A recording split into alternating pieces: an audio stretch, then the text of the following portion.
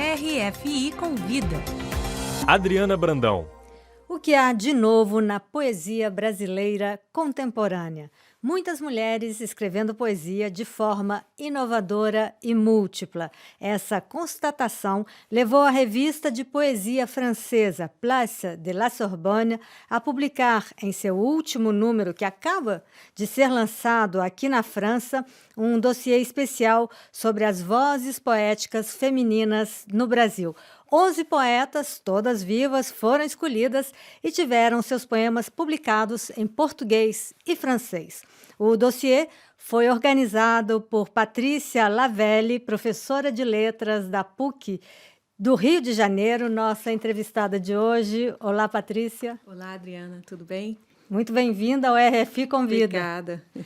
Patrícia, o ponto de partida desse dossiê é a constatação dessa multiplicidade de vozes poéticas femininas que surgiu nos últimos 20 anos. No país de Cecília Meirelles, Hilda Hilst, Adélia Prado, Ana Cristina César, Cora Coralina, entre outras, esse fenômeno é realmente uma novidade?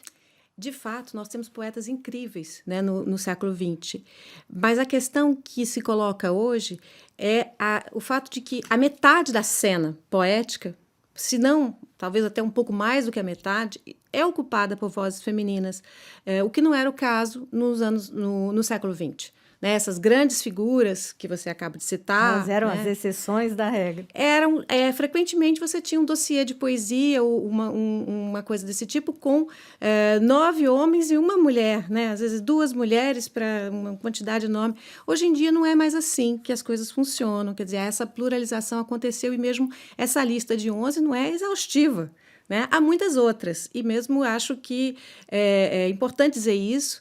É importante dizer que essa escolha é uma escolha também que tem a ver com uma trajetória de leitura, que é a minha, num determinado momento, que tem muitas pessoas que hoje em dia eu adoraria ter traduzido também e que gostaria de incluir ainda, e muita gente surgindo, várias gerações, eu acho que isso é muito importante também, é um fenômeno intergeneracional. Pois é, você disse, né, que não se pode falar em um fenômeno único nem de geração. Não, que não tem é. também vários formatos, não são só Sim. vozes múltiplas, são formatos múltiplos. São mulheres de idades diferentes. A gente viu agora no último Jabuti, né, as 5 finalistas eram mulheres, e a que ganhou era uma mulher de 80 anos, que teve o livro que ficou guardado durante 40 anos e que surgiu. Enfim, então, é um fenômeno que ultrapassa esse dossiê, né? E eu acho que ele encontra eco no que está acontecendo no contexto poético contemporâneo na França também.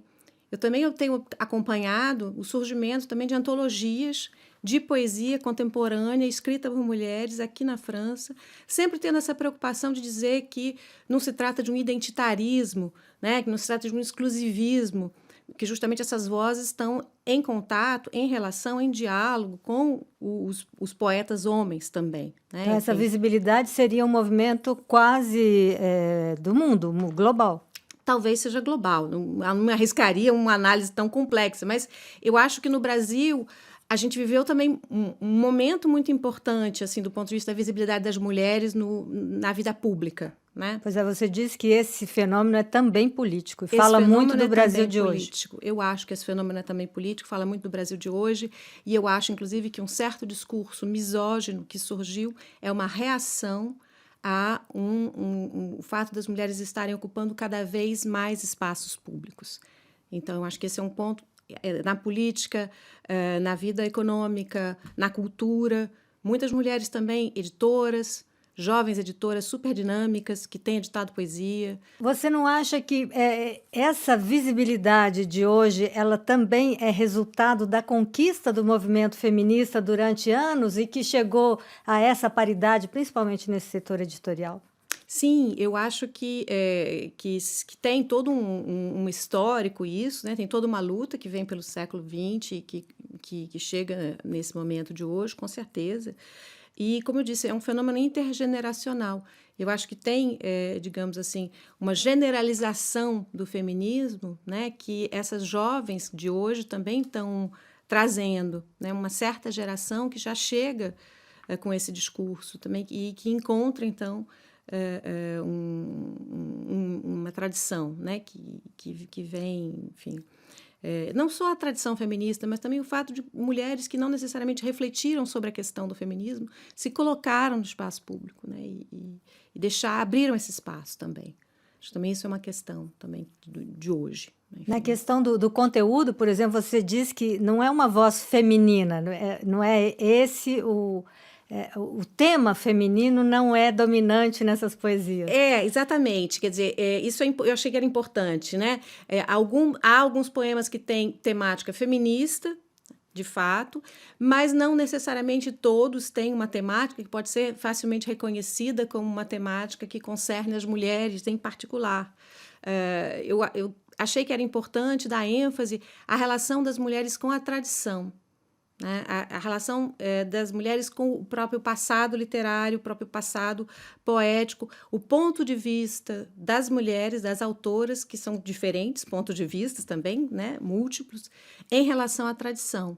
Eu acho que há aí alguma coisa que escapa, não é só uma questão sociológica, mas é também uma questão de inovação no plano poético, no plano estético, né? É um certo ponto de vista sobre a língua poética, sobre a tradição e a possibilidade também de recuperar poetas do passado, de trazer criticamente, de trazer na tradução, de redescobrir autoras que ficaram esquecidas pela tradição crítica, né, e historiográfica da literatura. Enfim, então acho que isso é uma questão muito atual no Brasil hoje, né? Não só na poesia, enfim. Patrícia, várias mulheres, muitas vozes femininas, mas também representantes de minorias, mais minorias ainda, mulheres, negras, LGBT.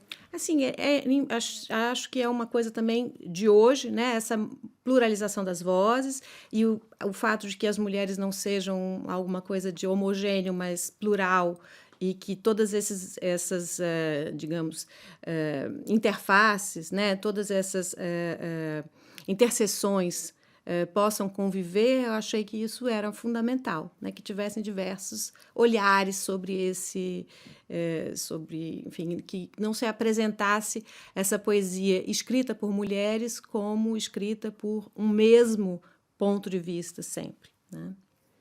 Você participa desse dossiê como organizadora, você organizou, escolheu as 11 poetas que integram esse dossiê especial da revista Place de la Sorbonne, mas você também participa como poeta, vários de seus poemas estão nesse dossiê, e também como tradutora. Conta um pouco como foi isso, como você chegou, né, nessa tripla função. Obrigada pela questão, que na verdade como eu cheguei na poesia, né, nesse momento aí dessa pluralização de vozes, a minha poesia é muito atravessada por todas essas vozes e elas me deram muita autorização para escrever. Né? O fato de ter me autorizado a começar a escrever poesia, depois de ter um percurso na filosofia como especialista do Walter Benjamin, que eu ainda sou também, né? E também como autora de crítica, enfim, de ensaios.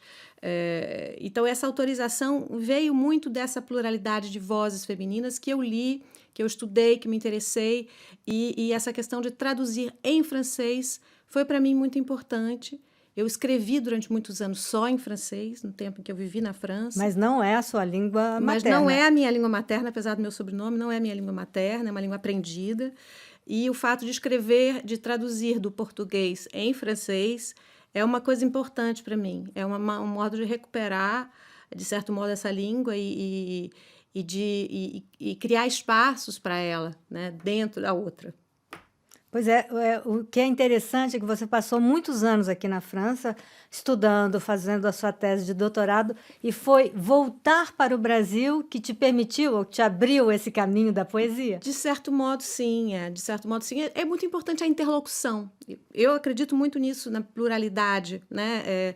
É muito importante a interlocução até para você ter a motivação para a escrita. Então, acho que isso foi um ponto importante. Eu, de fato, precisei voltar para o Brasil ou iniciar o projeto de retorno ao Brasil, para iniciar também o projeto de um livro, de poesia, que é o Bye Bye Babel, né? Não por acaso se chama Bye Bye Babel. Eu tinha assistido há pouco tempo o filme Bye Bye Brasil, numa grande numa ocasião de gala do Cacá Diegues, com o Cacá Diegues presente. Foi uma ocasião de gala que aconteceu, né, aqui em Paris, e aquilo me marcou, me impressionou, e era nesse momento que eu estava querendo voltar para o Brasil, e foi aí que me veio a ideia de escrever esse livro, que é um livro que tematiza a questão da língua, tematiza a questão da tradução, a questão da autotradução, né, o fato dessa pluralidade de línguas, que eu acabei estudando um autor alemão em francês, né, escrevia em francês, li em alemão, estava sempre entre duas línguas estrangeiras.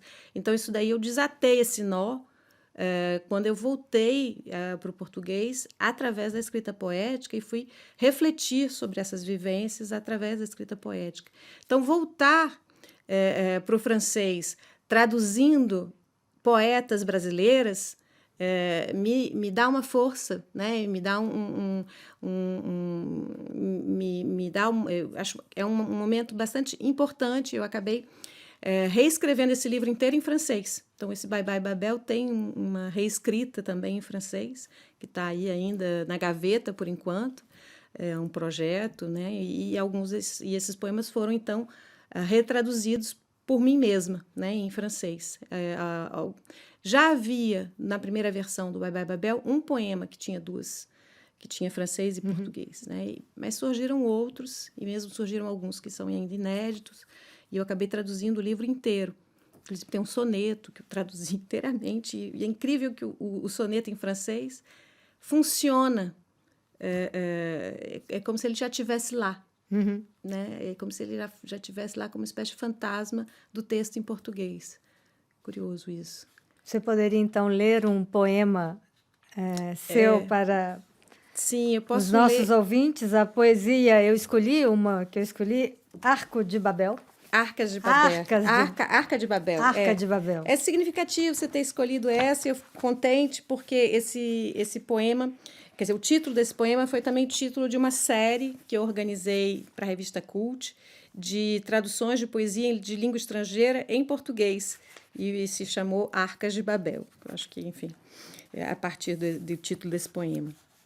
Então, era uma vez duas histórias. A cidade em construção era esse barco à deriva. Nele, as línguas enroscadas, pares híbridos e férteis, cresciam e multiplicavam-se. Um abarcar, muitas arcas. Essa cidade à deriva é balbúrdia e tradução.